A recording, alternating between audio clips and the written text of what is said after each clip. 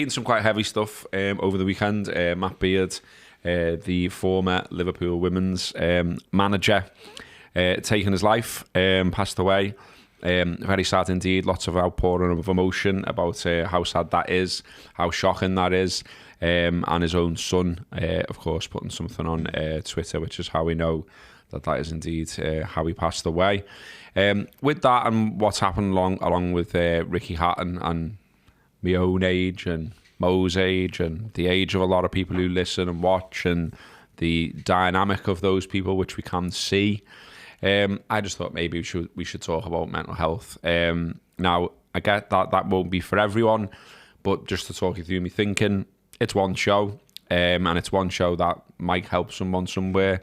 And then if that is the case, then it was worth doing, wasn't it? And that's the thinking. Equally, if it's tough for you right now for whatever reason, then maybe think about, well, what is the right time to listen to this? But what we hope is that by talking about this stuff and talking about it regularly is just to sort of normalise things, really, because feeling low, feeling down, it isn't weird whatsoever. And thinking every day is going to be a super happy one, well, that's just not realistic. And so that's what we want to talk about. Now, for whatever reason, if you are extremely low and you're looking for help and you're looking for someone where to turn, there are plenty of places you can turn to, but just a couple that we'd recommend. Samaritans, 116123, free, confidential, 24/7. Also something called Shout. So if you text Shout to 85258, is free, confidential and 24/7 text messaging service for anyone in the UK who needs support. And the campaign Against Living Miserably, 0800 58 58 58, suicide prevention helpline for anyone affected by suicide or suicidal thoughts. Also wants to give a shout to the Hub of Hope. Not everyone will be aware of that one maybe, but it's really good. I've used this one myself. So there's an app, it's also just a website, hubofhope.co.uk, and it's basically NHS charity and basically local support wherever you are. So like if you log on to it and say, you know, you're in Crosby or you're in Wavertree or you're in Huyton or you're in Speak, wherever, it will tell you what's near you, what you can go and get involved in. There might be groups that, you know, there's all different stuff on there. It's really good. A lot of work gone into it, and it's worth a look. Now, obviously, if you're in any immediate danger as well, do not hesitate to just call 999. That is what they're there for. There are strange narratives that go around that I see sometimes around the police don't care, the police won't help, and all the rest of it. They very much will. So don't listen to that. Should you need that kind of help, don't hesitate to get involved. Now, both Matt and Ricky Hatton were of a certain age, and men aged 40 to 49 do have the highest suicide risks in the UK, highest suicide rates. 125 people die by suicide every week in the UK, 3 times as many men as women. Now, Calm, who I mentioned before, the campaign Against Living Miserably, they receive around 28,000 calls a month. That means they answer a call for help every 59 seconds. And this just gives you an indication of exactly what I said at the start of the show, that this is normal, this happens, this is a thing. And should you be feeling this way at all, or should you be feeling dark or down, it's normal, it's fine, it's okay. We all get there at times, some more extreme than others, obviously. But, you know, I just think there's a thing of saying, let's just talk about this as much as possible. We see talk everywhere. And I've got not an issue with that. It's right. You know, if you can speak to people about your issues, it does feel like a mental weight off sometimes. It does feel like you've let it out into the wider world. The air is taken out of it almost. And sometimes you do need just someone to listen. But equally, what I found with my own experiences is that sometimes it needs a little bit more than that. Sometimes you do need to go and speak to someone. There's only so much you can do with someone who's not trained in those areas. Exactly. Pick up on things. And obviously your friends and loved ones, they are naturally people who are going to care for you and want the best for you, and they're going to want to listen to you when you're going through troubles. So there's going to be some comfort in someone you trust and love and care and respect, and being able to tell them these things. But like you say, in terms of getting to the other side, a lot of the time they need more help than a conversation can give. So that's why these other resources are so important to everyone. Yeah, and you can go to your doctor. You can go and talk to your doctor, obviously. Again, it isn't something I would be worried about or scared about. Again, I've done it. I've been in situations where I've thought about taking my life, and I consulted the doctor at that point, and I've been on meds at times and things like that. I've been to therapists. I've done plenty of things to try and control my mental health, and there's still times when sometimes those thoughts return intrusively and things like that. But like I say, I'm still here, I'm still going. There's lots of things which I've talked about before on the show that have helped me. Walking is one, getting outside is one, sticking to routines is one. Try and just, have certain anchor points almost in your life. And it's very easy, and I've done it myself, to get out of them. Even things just like, getting a wash, getting a shower when you get up. Not, trying to have some kind of, some people call it sleep hygiene, but like a routine around you sleeping. Try and get your sleep. Try and go to bed at a decent time. Try and get up at a certain time. Get yourself into a routine around that, and just going outside. Like going outside is so big. Get yourself some sunshine. Get yourself some fresh air. Go for a bit of walk. Do some kind of exercise. Even little things as well. I got told some things and different things work with different people. I always say this: there is no one size fits all.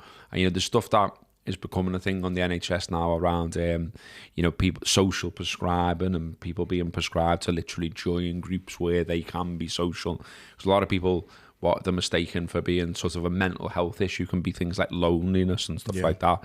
Something I know myself. But one thing that one of my therapists, because I've been to see more than one person at different times, the good one, because this is another thing, you might go to see someone, you don't like them, you might therefore have to go to someone else. Again, it's just all sort of suck it and see what works for you. But one thing I like that he said to me once was, if you just like, again, I don't know what it feels like for everyone else. I couldn't tell you what it feels like for me sometimes. But where it does feel dark and where it does feel like everything's going wrong and it does feel like you're just like, Like, have you ever seen like a dog? Everyone's seen a dog, whether they've had a dog as a pet or not. You've seen a dog, and you've seen that thing the dog does where it just shakes itself. Literally, I know it's a bit mad, but do a version of that, or just like rub yourself, right? Yeah. Because it sounds mad, but doing it can actually change how you feel. Seriously. And it might not work for you, but like I've done it. And it, when people say like shake yourself out of it type of thing. Yeah, absolutely. It's that. And it's just like, it's bringing something else to your mind from somewhere. Do you know what I mean? Like, well, I mean, like you say, particularly if you're in a situation where you don't want to leave the house, or you find yourself, sitting around, not being stationary, just the concept of getting up and walking around, like, it's funny because there's been situations when I've been in where, like, I've had a lot of health issues that have kind of come back, and it can be so debilitating when you can't move. And there are times when I've kind of let that take over my mind, and it's just like, well, I'm going to be doing this for like particularly when I had the plantar fasciitis really bad, to the point where I was literally having to kind of like use crutches to kind of move around the room just to get from one side to another. And like, it felt like every couple of weeks I was having one of those, and it just was such a horrible cycle to be in.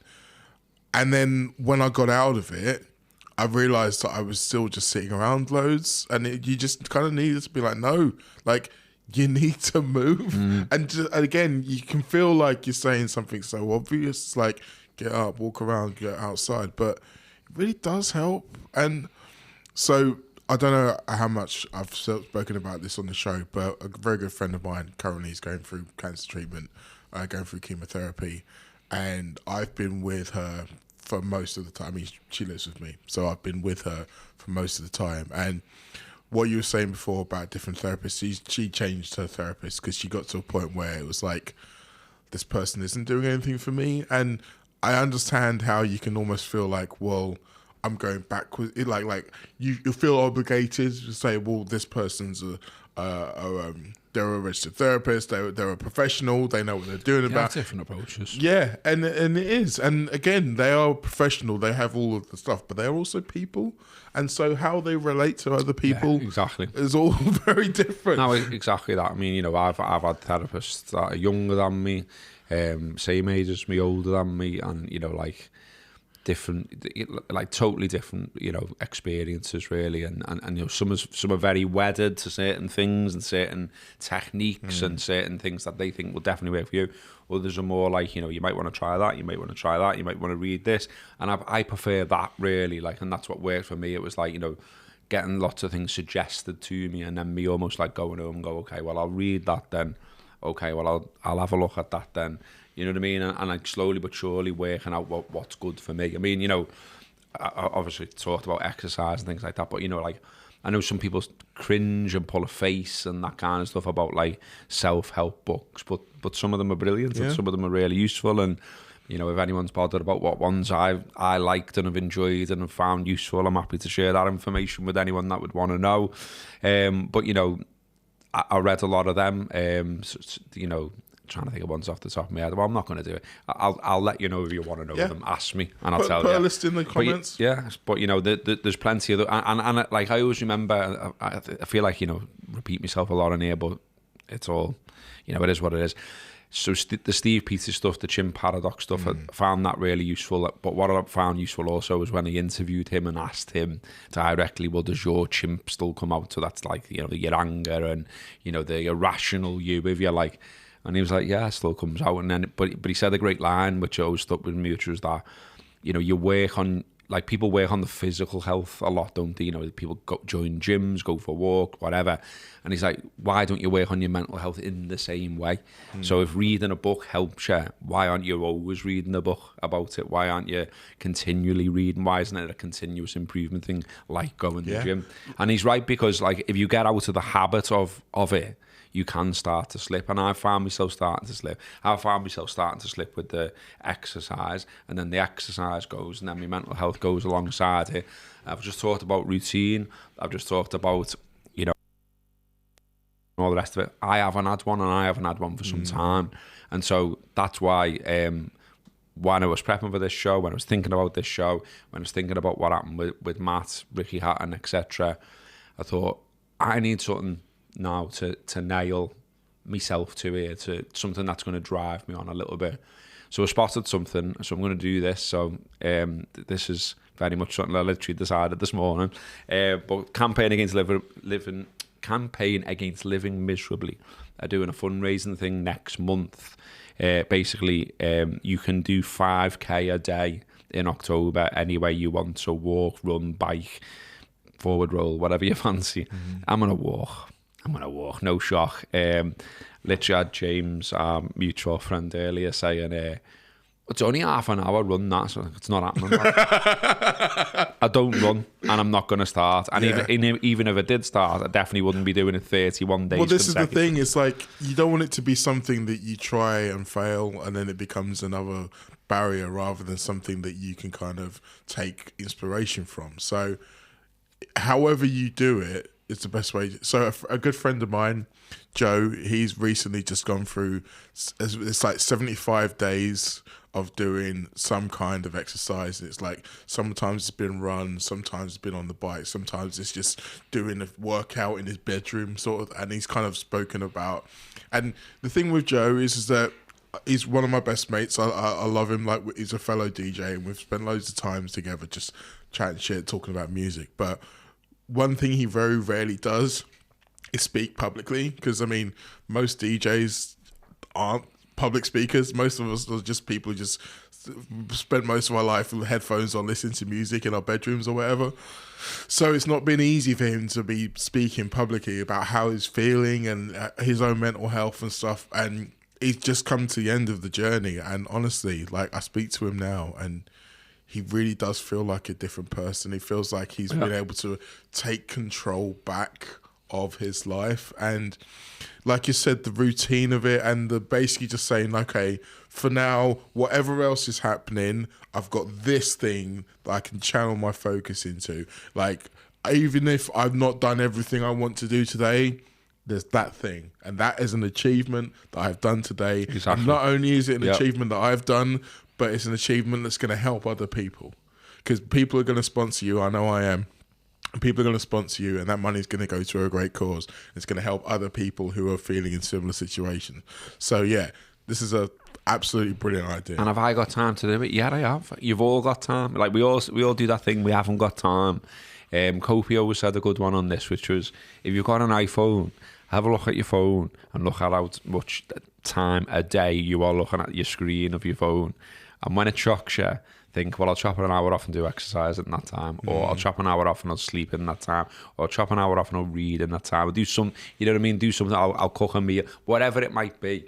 You know, try and think of something positive. The other thing is like an intention thing as well. So like, you know, I'm a big list maker, and I find I find lists really help. You know, and I mean, like, you know, if you intend to mow the lawn, put that down, and then when you see it the next day, go, okay, I'll go and do it, and then cross it off. And it's beautiful to cross it off, and it's beautiful to have a list all with lines through them because you've done them, and you know, you could say that's a bit anal or a bit this or a bit that, but it works for me and it works for a lot of people, and that might be something you want to try. And then same thing about, like, you know, do you want to go for a walk? Do you want to go for a run? Do you want to go for the gym? Get your stuff together then. Put it by the door. Yeah. Get up in the morning. Yeah. Fucking go and do it. Do you know what I mean? So this is what I'm going to do with this. Like 31 days, I'm sure there will be days where I wake up and I don't want to do it. I'm sure there will be days where I think it's dead busy tomorrow and I haven't got time. Whatever. There's going to be a million and one excuses running through my brain, through a part of my brain that doesn't want to do it. But now that I'm tied to something and I've said I'm going to do it, I will do it. Yeah. So I'll put it out there. I'm open to raise. I mean, what Calm say is that every £12.20 raised is enough to answer a potentially life-saving call. So they're asking people to try and raise at least 120 quid. So therefore, 10 calls. I'm going to say I want to try and raise £1,220, because that'll be 100 calls then. And that feels better than 120 quid shit, isn't it? So I shall be bothering you all on the regular in the run-up to this, during it. I'll be putting it all over my social media. I'll be banging on about it on here. Let's try and get 1,200 quid raised at least. And all I've got to do is walk 5k a day for every day in October. But I'll smash it. I'll do it, because I've done this before. I did it once before. People may remember I did this for the Samaritans.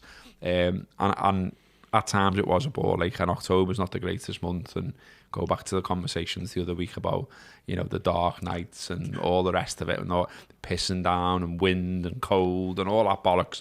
But I'll do it. I've got a goal. I will do it. You know what I would say, and something we did say last week, and I'll come back to it, those 20 minutes when you've just done it, you've got in, it might have been cold, it might have been wet, you take off your cold and your wet clothes, you stick on your electric blanket, you get yourself a brew, you sit down with a book, and you just be like,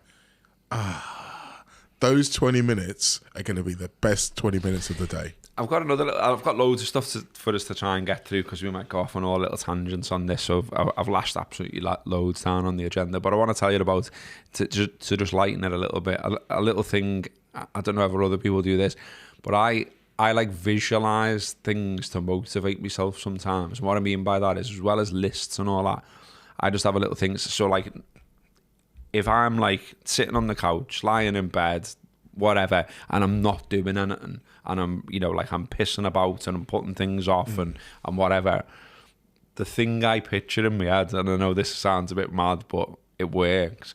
Do you know when Liverpool attack, and then do you know when they then go from attacking to defending, and have you seen Alisson go and spin his finger? I visualise Alisson spinning his finger to me to say, come on. And I literally, every time, like that's what I don't call myself names. I don't call me, you know what I mean? Because you shouldn't do that. You know what I mean? Like, be sound to yourself. Absolutely. Give yourself a fucking break. But, you know, if you're trying to do something like that, maybe try something daft like that. But that works for me. Yeah. I see Alisson going, I'd follow that man anywhere. Exactly. Well, that was good, wasn't it? I know what you're thinking. You want to see more of that, don't you? Well, you can. All you need to do is subscribe to our Patreon show, and you get the full version of that show, as well as every other Patreon show we've done since the beginning of time. Well, 2 years ago. And don't forget, we have a free show every Monday out on YouTube as well. Tell your friends. They'll love it too.